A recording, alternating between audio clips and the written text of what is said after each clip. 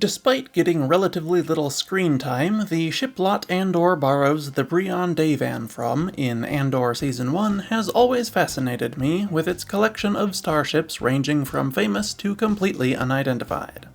Today let's take a look at all 11 of these ships. I'm Joey from Radio Free Coruscant, and this is what was for sale at Zorby's Western Shiplot.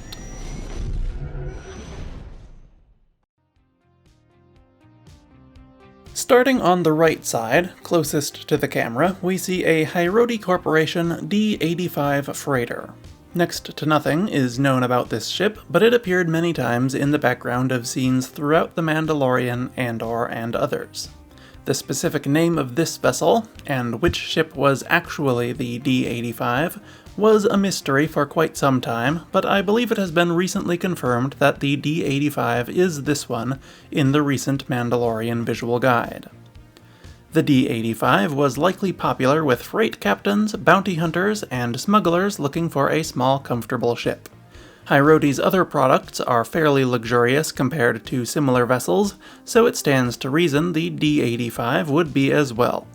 Its price is presently unknown, but I would estimate a new one to cost around 80,000 credits, and a used one, like the one we see here, to be 40,000 credits. Incidentally, after examining the shiplot for this video, I am pretty sure the view we see from in most scenes, looking over the shoulder of the D85, is shot from the back of the shiplot, looking out towards the front. There is an entrance sign on both sides, but there are a bunch of buildings across the street from it on the far side, while the near side seems to be up against some kind of large tanks or silos in the handful of shots that look in that direction. The most valuable and marketable ships also seem to be located at the far side of the lot, perhaps placed there to entice customers in to have a look. They are also posed differently from all the other ships in the lot. The lot can be entered from either side, so there isn't really a true front, but it would seem to me that, if nothing else, the far entrance was attached to a larger and busier street, making it the de facto face of the business. Not that it matters, or is relevant to this ship in particular, but it was an interesting observation. Next is the Mandal Motors Lancer-class pursuit craft. This vessel originated from Star Wars Rebels, is also a common background ship in The Mandalorian, and has made appearances in the Kenobi series, Skeleton Crew, and The Rise of Skywalker. The ship was based on concept art for a vessel Asajj Ventress was going to use in the Clone Wars before it was cancelled, which in turn was based on concept art for the LAAT. There are actually two different live-action versions of the ship. This one is more or less shaped like the original one from Rebels, though about 2/3 the size, while other properties have a Lancer class featuring altered details and completely different engines. The Lancer was popular with smugglers and bounty hunters, as well as planetary defense forces in need of a local patrol ship. It cost 120,000 credits new, and likely would have been sold at Zorby's for around 50 to 60,000. Just beyond the Lancer is a Sinar Chal Utilipede transport, one of the smallest intermodal cargo container ships in the galaxy. This ship hails from the Star Wars Galaxy's Edge theme park, and also appears in at least Star Wars Outlaws, the Disney Cruise Line's Hyperspace Lounge, and a couple other Andor scenes. A very similar vessel, if not the same one, appears in The Acolyte as well, but that series is set over 100 years before the Skywalker saga, so that is probably just something else that looks similar. It also appears to be much larger than the original Utilipede. It is the same VFX asset as the Ferrex Utilipede, as far as I can tell, but I don't think it is meant to actually represent the same class of ship. The one in Andor, interestingly enough, has had its tall vertical fin removed for some reason. I would guess this was done for production reasons, so that it wouldn't stand out too much amongst the other ships in the lineup, but in-universe, its original owner may have needed to park it in a low-ceiling hangar, and sacrificed whatever sensors, antennas, and radiators the fin contained to make it fit. What's also interesting is that this bald Utilipede also appears again in Andor Season 2, at Port Stiergard. Lucasfilm does have a live-action model of the full Utilipede, as it was used in the Hyperspace Lounge window loop and even in the background of the first episode of Andor, so I like to think that this means the Stiergard Utilipede is the one from Zorby's Shiplot, and it was sold at some point between the two seasons. What it would sell for is anyone's guess, but my guess is probably something like 75,000 credits new or 50,000 used for a normal Utilipede. However, I would think that removing a big chunk of it would probably not do wonders for its resale value, so the one at Zorby's may have been worth closer to 25 to 30,000 credits, unless it had other modifications to add the value back. The largest ship at Zorby's by far is the next one beyond the Utilipede, the Corellian Engineering Corporation VCX-100 Light Freighter. This vessel was created to be the hero ship of Star Wars Rebels, the Ghost. The Ghost has also popped up in Rogue One, the Ahsoka series, and The Rise of Skywalker, but as far as I can tell, the one at Zorby's is the first non-Ghost VCX-100 to make an on-screen appearance anywhere. And amusing as it would be, it definitely is not the Ghost, as Hera Syndulla had already owned that for many years by the time we see one in Andor. Something to note on the Ferrex VCX-100 is that it is missing its VCX series auxiliary starfighter. That was not included in the price of the VCX-100 though, so it's possible that the original owner of this VCX-100 simply didn't purchase one. If they did, they may have kept it to use with their next ship after selling the freighter, or replaced it with something else long ago before they sold it. Or, for all we know, it is also for sale at Zorby's, but was placed on the ground next to it for potential customers to get a closer look, and we just can't see it from the couple of angles we get of the ship lot. On a meta level, we know that can't be the case, as there is no live-action VFX asset for that ship, but in universe it could potentially be there somewhere hidden behind its larger mothership. The auxiliary craft had a price tag of 22,000 credits new and likely would have been worth around 10,000 used, while the freighter itself cost 155,000 new, or probably 75,000 used. Finally, the last ship in the right row is a Lantilian hauler. This ship is the live-action version of the GX-1 short hauler from the Clone Wars, Star Wars Rebels, and Tales of the Underworld. Personally, I consider it to be a different class of vessel, perhaps a successor to it or something, as the live-action design differs almost to the point of unrecognizability, a rarity among animated ships being adapted to live-action. The live-action Lantilian hauler appears elsewhere in Andor as well, and debuted in The Rise of Skywalker. A very similar vessel with more hut-like styling also appeared in The Mandalorian and Grogu, though we will have to wait for it to come out on streaming to get a closer look and determine if it actually is one, or just looked like it on the big screen. The GX-1 short hauler was a popular model of shuttle, starbus, and yacht, thanks to its great price tag and extremely capable design. It cost 85,000 credits new, or just 20,500 used for the original version. The version seen in live action would probably cost a bit more due to its slightly larger size and streamlined Mon Calamari style hull, perhaps 95,000 credits new and 30,000 used. The one seen at Zorby's is the earliest known appearance of this version though, so its individually used price may have been a little bit higher due to low mileage. Moving on to the left row, the closest ship to the camera in most shots is a Koensayr BTL Series Y-wing. Which variant is unknown, but it was probably a BTL A4 or S3 Y-wing. Y-wing lore is pretty convoluted, so we won't get into that. The Y-wing obviously originates from A New Hope, and appears in pretty much every Civil War and New Republic era Star Wars project. Other versions of the ship also appear in the Clone Wars and The Rise of Skywalker. What's funny about the Zorby's Y-wing is that I always see people mention that its engines were removed and used to upgrade the Breon Dayvan that was also for sale there, but that's just not true. It still has its engines. You can't see them in some shots of the ship lot due to obstructions, but they are definitely still there. What did seem to be missing, though, were its landing gear. The ship instead looks to be resting on a short platform to keep it up off the ground. But that begs the question, are its landing gear broken, or are they just hidden inside the platform? Neither would surprise me. The Utilipede and Breon Dayvan are both missing pieces, so ships don't necessarily need to be in perfect shape to be sold at Zorby's. And while it's very hard to tell, the forward landing gear doesn't appear to be extended in the couple of shots where you see it from the side. However, a more interesting possibility is that the platform the Y-wing is resting on is actually a gravity lock around its forward landing gear to keep it from being stolen. A gravlock is a large slab-like device that clamps around a ship's landing gear and secures it to a planet's surface. These were most frequently used by the Empire to deter ship thieves and impound suspicious vessels, but others used them as well.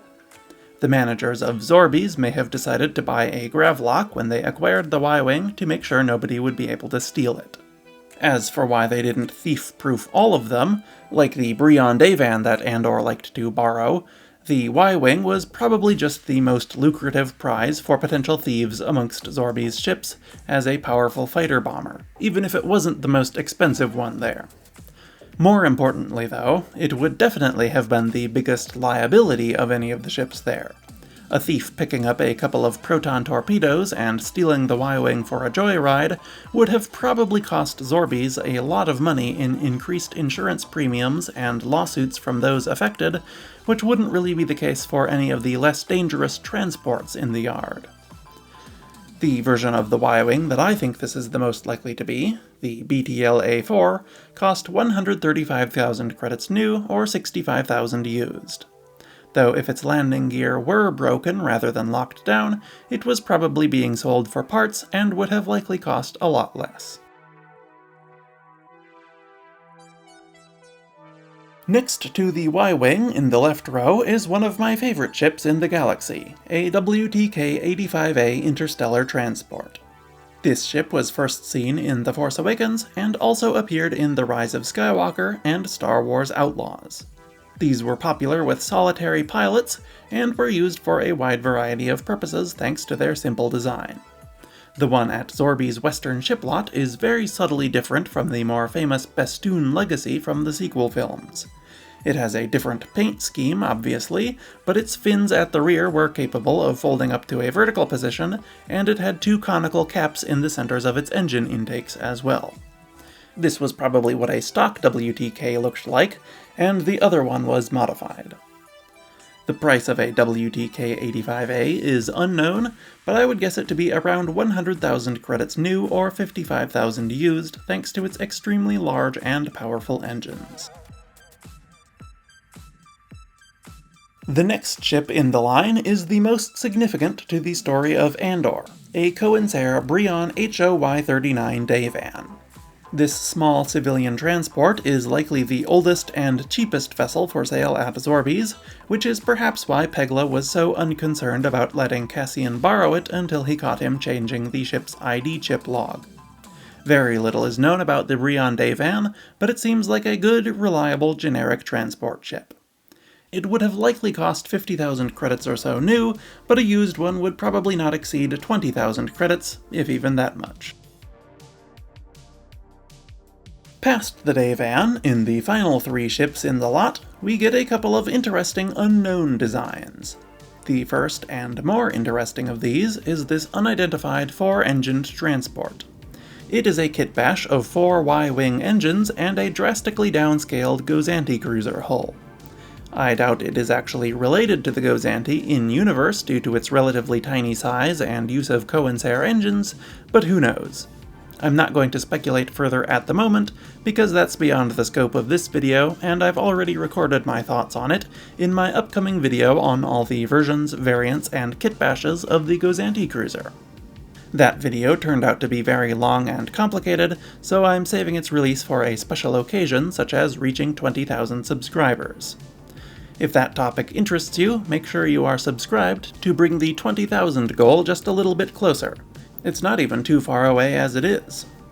In the meantime, we will come back to this ship in a little bit when we talk about another one that is said to be in this scene, though. The penultimate vessel in Zorby's western shiplot is one we know even less about than the Koensayr Gozanti thing. It has a CEC-style cockpit, but I can't tell what the rest of it looks like because we never see it from any other angle. I almost thought I solved it when I realized the cockpit looks kind of like the one on the YT-2400. There's just one problem. It's way too large. While it is impossible to estimate its size for certain from the angles we see it at in the show, you can compare it to the VCX-100 across the aisle and see that this ship's cockpit should be about 4 or 5 meters in diameter. The YT-2400's is only 3. To make matters worse, there is no angle to view the 2400 from where you would be able to see the front plane of the cockpit cone like this, without being able to see the entire rest of the ship beyond it. And furthermore, because I lied about there being just one problem, there is no normal live-action YT-2400 VFX asset as far as I know, only the YT-2400 BT. That version of the ship has an additional long arm on the opposite side of its hull, matching the one that holds its cockpit to make it more symmetrical. Even the regular 2400 would barely fit between the unidentified Koensayr ship and the last ship in the row at this angle. The roughly 25% wider 2400 BT would push the last ship out of the shiplot entirely unless it was parked there almost sideways, which we can see from the cockpit that it isn't. So, as satisfying as it would be to have positively identified this vessel as the YT-2400, that cannot be the case. Plus, I consulted some Star Wars ship experts on it, and Mel Miniatures pointed out that it isn't a YT-2400 cockpit in the first place, but rather something more like the YT-1300. The concept art for the 2400 BT does appear to use a 1300-style cockpit, rather than either the Canon or Legends versions of the YT-2400 cockpit, but I can't really tell if that made it into the final on-screen version of the ship. And more importantly though, as discussed, the 2400 BT just wouldn't work there geometrically. You'd be able to see its ball turret, if not the front of the hull as well. There could maybe be some kind of movie magic going on, but I don't know. I don't think it can fit. Another ship I thought it might be for a while, before I thought of the YT-2400 even, is the AAC-39 freighter, but I'll cut right to the chase and say it's not that either. The cockpit on this one doesn't match at all, the ship overall isn't tall enough to be that one, and you can't see the AAC-39's large engines at the top of its hull. Just a sort of rectangular thing behind it that you can see through the Koensayr ship's engines. I was never sold on the AAC-39 for this ship, but upon closer inspection, that ID holds up even worse than the YT-2400. So unfortunately, we are left with no known answer. This ship remains unidentified. If you think you know what it is, or have spotted it in the background of other shots, please let me know. This can't be the only place it appears. I searched for it and didn't find it, but you might. For the time being, I have created my own design to fill in the space. This would be a plausible CEC design, and has more or less the same silhouette as the sliver of the unknown ship that we can see behind the Koensayr vessel in the shiplot scenes. A YT-1300-esque cockpit at the front, a long tube running the entire length of the ship, and some kind of rectangular engine at the rear. E.C. Henry also recommended some VCX-style sides for it, since just a tube would have been pretty boring, and the resulting vessel came out looking a little bit like the Barlow's-class medium freighter, which I was quite happy with. I'm sure eventually we will get a better look at the ship used in this scene, but for now we can assume it was probably something that looked a little bit like this. Unless it really was the YT-2400 BT. And finally, the last ship in the row, and in Zorby's western shiplot, is either a modified Starfeld Industries ZH-40 Tribune, or a very similar ship from the same manufacturer. Its 4 round outboard engines have been replaced with 2 rectangular ones, but what little we can see of the rest of it is recognizable as a ZH-40. The ZH-40, like seemingly every ship ever made, was popular with smugglers and legal freight captains alike. It was created for the Smuggler's Run attraction in Star Wars Galaxy's Edge, but actually made its first appearance in Solo: A Star Wars Story as a background ship in one or two scenes. It also later appeared in several episodes of The Mandalorian, Andor, and Skeleton Crew, as well as The Rise of Skywalker and Star Wars Outlaws. The price of the ZH-40 is unknown, but I estimate it to be somewhere around 150,000 credits new or 50,000 used.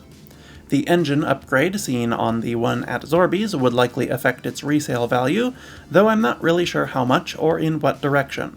I suppose it depends on the nature of the modification and the quality of its parts and installation, just like on cars and things in the real world.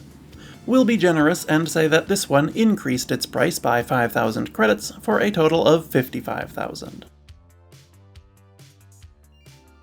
The ZH-40 may be the last ship in Zorby's Shiplot, but there is still the matter of the KGZ-54 Star Crane. Officially, one of the ships here is supposed to be a Star Crane according to an episode guide on StarWars.com. The problem is, I and others have cross-referenced these ships with the other place the Star Crane is said to appear, the Hyperspace Lounge window loop on one of the Disney cruises, and none of these ships appear there. What does appear there is this vessel, an unknown ship bearing a striking resemblance to the Sikorsky Sky Crane helicopter, a ship created from concept art for Galaxy's Edge that explicitly names the Sky Crane as its inspiration. As nice as it would be to be able to officially put a face to the Star Crane and a name to one of these two mystery ships, there's just no way that one of them is it. The Hyperspace Lounge window and its association with the Star Crane name came first. The Star Wars website is simply wrong about the Star Crane being in Zorby's Shiplot. This ship must be the Star Crane instead. It's an understandable mistake, as it does look a lot like the unidentified Koensayr ship. It has a similar profile and also uses Y-wing style engines, but I've studied every shot I could find of it, and it is definitely not the same thing. It only has two engines and a much more blunt nose with a piece that hangs down to hold its forward landing gear and give clearance for the external cargo container it can carry. They're very similar in shape, and both likely manufactured by the same company, but clearly distinct starship models. I also don't think there's any world in which one is a modified version of the other. The main hull is just too different.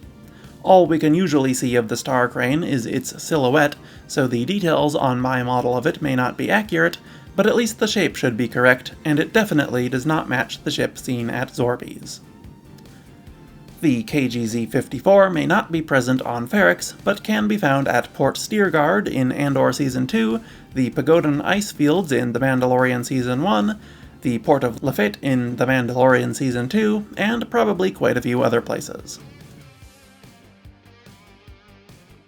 So that's what was for sale at Zorby's Western Shiplot on Ferrix, at least when we saw it in Andor in 5 BBY.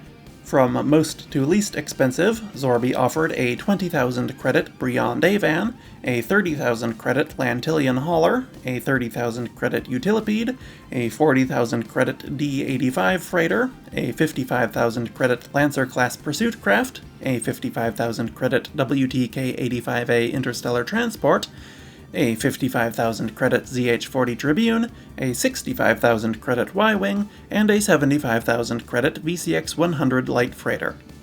The two completely unidentifiable ships were probably worth around 50,000 credits each, considering the prices of the other ships in the lot. That would mean you could buy out Zorby's entire stock for just 525,000 credits, assuming all the ships available there were used and being sold at around the standard rate for each. And of course, assuming my price estimate for the ones that we don't know the prices of officially were correct. Please let me know which of these you would purchase if you lived on Ferrix, and what you think of my assessments of the two unidentified vessels. I would also love to hear if you have any suggestions for similar ship collections to audit, like perhaps the ships visiting Navarro in The Mandalorian, or various sites in the Clone Wars. Don't forget to subscribe to the channel so you don't miss them. But for now, thank you for watching, and I will see you next week.